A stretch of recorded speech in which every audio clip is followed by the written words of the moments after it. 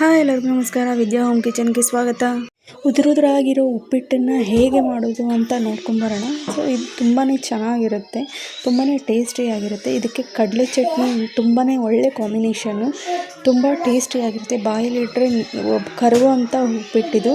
ಮನೇಲಿರುವಂಥ ಪದಾರ್ಥಗಳನ್ನೇ ಬಳಸಿ ಇದನ್ನು ತಯಾರು ಮಾಡ್ಬೋದು. ಎಕ್ಸ್ಟ್ರಾ ಅಂಗಡಿಯಿಂದ ತರುವಂಥ ಅವಶ್ಯಕತೆಯೇ ಇಲ್ಲ. ಯಾರೆಲ್ಲ ಉಪ್ಪಿಟ್ಟು ತಿನ್ನೋ ಅಭ್ಯಾಸ ಇಲ್ವೋ ಇನ್ಮೇಲೆ ಖಂಡಿತ ಉಪ್ಪಿಟ್ಟು ತಿನ್ನೋಕ್ಕೆ ನೀವೇ ಇಷ್ಟಪಡ್ತೀರಾ. ಸೊ ನೋಡ್ಕೊಂಬರೋಣ ಬನ್ನಿ ಹೇಗೆ ಮಾಡೋದು ಅಂತ.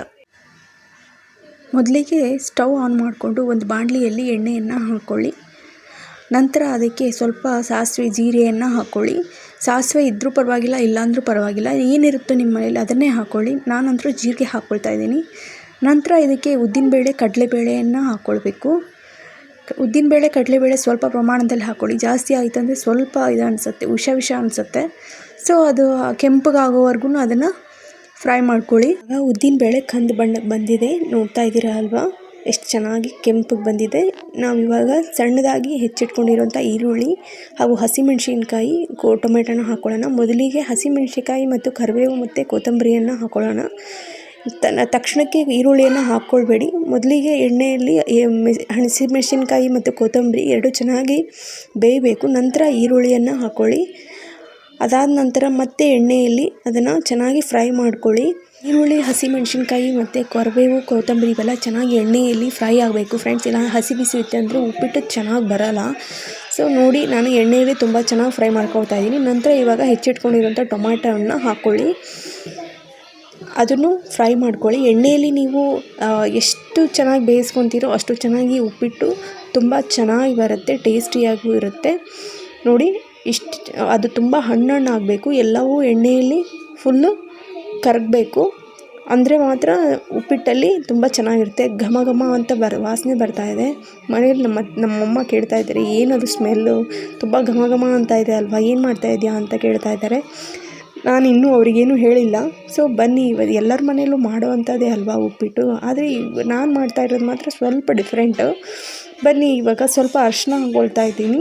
ಅರಿಶಿನ ಆಪ್ಷನಲ್ಲು, ಅದು ಹಾಕ್ಕೊಳ್ಳೇಬೇಕಂತ ಏನಿಲ್ಲ, ನಾನು ಹಾಕ್ಕೊಳ್ತಾ ಇದ್ದೀನಿ. ಕಲರ್ಗೆ ತುಂಬ ಚೆನ್ನಾಗಿರುತ್ತೆ. ಅದು ಕೆಲವೊಬ್ಬರು ಅರಿಶಿನ ಹಾಕ್ಕೊಳ್ದೇ ಇದ್ದವರು ಸ್ಕಿಪ್ ಮಾಡ್ಕೊಳ್ಬೋದು.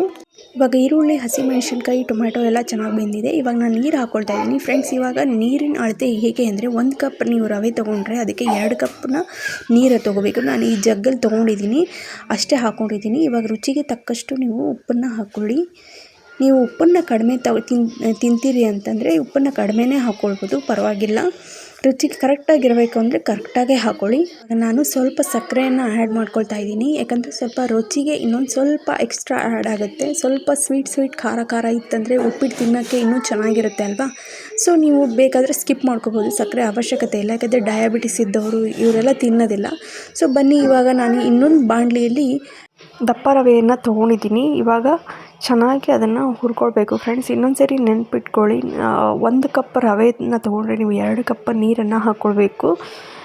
ಇವಾಗ ಎಣ್ಣೆಯನ್ನು ಹಾಕ್ಕೊಂಡಿದ್ದೀನಿ, ಅದನ್ನು ಹುರ್ಕೊಳ್ಬೇಕು. ಅದು ಎಲ್ಲಿವರೆಗೂ ಹುರ್ಕೊಳ್ಬೇಕು ಅಂತಂದರೆ ಅದು ಸ್ವಲ್ಪ ಕಂದು ಬಣ್ಣಕ್ಕೆ ಬರೋವರೆಗೂ ಹುರ್ಕೊಳ್ಬೇಕು.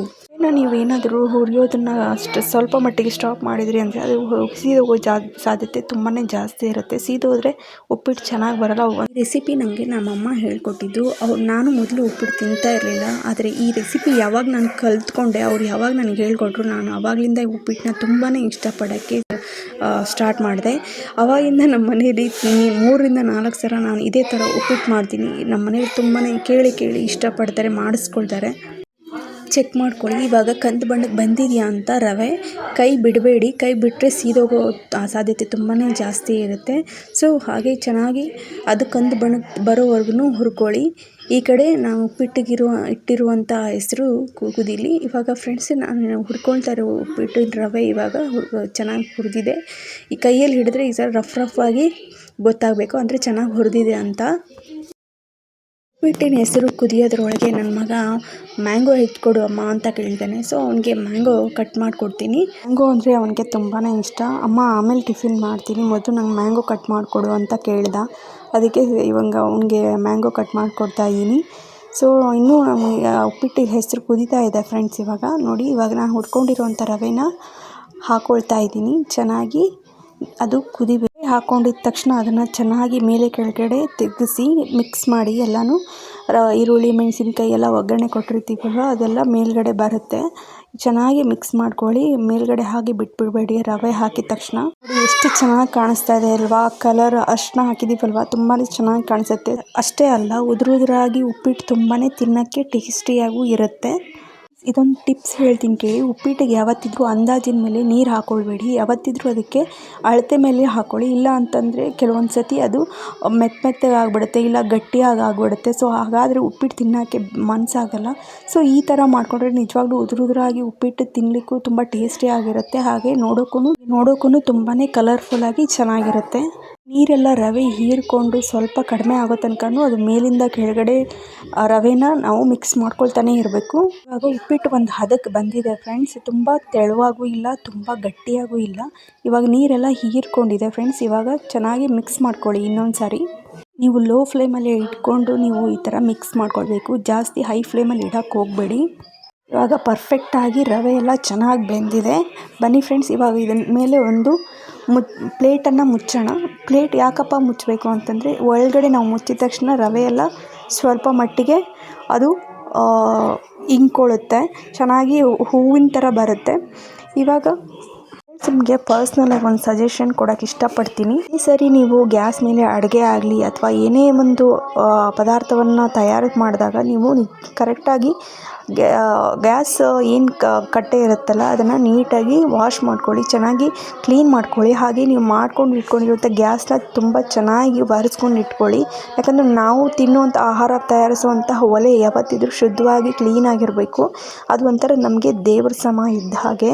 ನಾವು ಅನ್ನಪೂರ್ಣೆ ಅಲ್ವಾ.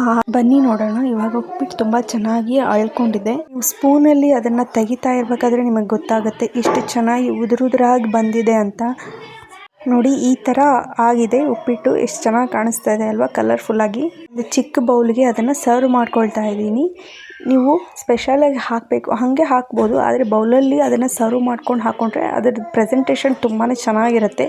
ಹಾಗೆ ತಿನ್ನೋರಿಗೂ ಕೂಡ ಅದು ತುಂಬಾ ಚೆನ್ನಾಗಿ ಕಾಣಿಸುತ್ತೆ. ನೋಡಿ ಎಷ್ಟು ಚೆನ್ನಾಗಿ ಕಾಣ್ತಾ ಇದೆ. ಇವಾಗ ಪ್ಲೇಟಿಗೆ ಸರ್ವ್ ಮಾಡ್ಕೊಳ್ಳೋಣ. ಇದ್ರ ಜೊತೆಗೆ ಫ್ರೆಂಡ್ಸ್, ನಿಮ್ಮ ಮನೆಯಲ್ಲಿ ಶೇಂಗಾ ಚಟ್ನಿ ಅಥವಾ ಕಡಲೆ ಚಟ್ನಿ ಏನಾದರೂ ಮಾಡ್ಕೊಂಡು ಇಟ್ಕೊಂಡಿದ್ರೆ ಈ ಉಪ್ಪಿಟ್ಟಿಗೆ ಒಳ್ಳೆ ಕಾಂಬಿನೇಷನ್ ಫ್ರೆಂಡ್ಸ್. ಅದು ತುಂಬಾ ಚೆನ್ನಾಗಿರುತ್ತೆ. ನಾನಂತರೂ ಯಾವಾಗಲೂ ಇದನ್ನು ಮನೇಲಿ ಸ್ಟಾಕ್ ಮಾಡಿ ಇಟ್ಕೊಂಡಿರ್ತೀನಿ. ಉಪ್ಪಿಟ್ಟಿಗೆ ಒಳ್ಳೆ ಕಾಂಬಿನೇಷನ್ ಫ್ರೆಂಡ್ಸ್ ಇದು, ಶೇಂಗಾ ಚಟ್ನಿ ಅಥವಾ ಕಡಲೆ ಚಟ್ನಿ. ನಾವು ಅಡುಗೆ ಮಾಡೋದು ಎಷ್ಟು ಇಂಪಾರ್ಟೆಂಟೋ ಹಾಗೆ ಅದನ್ನು ಯಾರಿಗೆ ಬಡಿಸ್ತೀವಲ್ವ ಅವರಿಗೆ ನಾವು ಅದೇ ಥರ ಚೆನ್ನಾಗಿ ಕೊಡೋದ್ರು ಅದು ಅಷ್ಟೇ ಇಂಪಾರ್ಟೆಂಟ್ ಆಗಿರುತ್ತೆ. ಹಾಗೆ ಕೂಡ ತಿನ್ನೋರಿಗೂ ಸಹ ತುಂಬ ಖುಷಿ ಆಗುತ್ತೆ. ಈ ರೀತಿ ಮನೆಯಲ್ಲಿ ಉಪ್ಪಿಟ್ಟು ಮಾಡಿ ತಯಾರಿಸಿ ಮನೆಯವ್ರಿಗೆ ಎಲ್ಲರ ಹತ್ರನೂ ಒಳ್ಳೆ ಕಮೆಂಟ್ ತೊಗೊಳ್ಳಿ. ಎಲ್ಲರಿಗೂ ತುಂಬ ಚೆನ್ನಾಗಿದೆ ಅಂತ ನಮ್ಮ ಹತ್ರ ಹೇಳಿದ್ದಾರೆ. ಸೊ ನನ್ನ ಮಕ್ಕಳು ಕೂಡ ತುಂಬ ಚೆನ್ನಾಗಿದೆ ಅಂತ ಹೇಳಿದ್ದಾರೆ. ಅವ್ರಿಗೂ ಕೂಡ ತುಂಬಾ ಇಷ್ಟ ಆಗಿದೆ. ಅದರಿಂದ ನನಗೆ ಎಕ್ಸ್ಟ್ರಾ ಬೋನಸ್ ಕೂಡ ಬಂತು. ತುಂಬಾ ಚೆನ್ನಾಗಿ ಬಂದಿದೆ ಫ್ರೆಂಡ್ಸ್. ಈ ವಿಡಿಯೋ ಇಷ್ಟ ಆಗಿದ್ದರೆ ಲೈಕ್ ಮಾಡಿ, ಸಬ್ಸ್ಕ್ರೈಬ್ ಮಾಡಿ. ಬಾಯ್.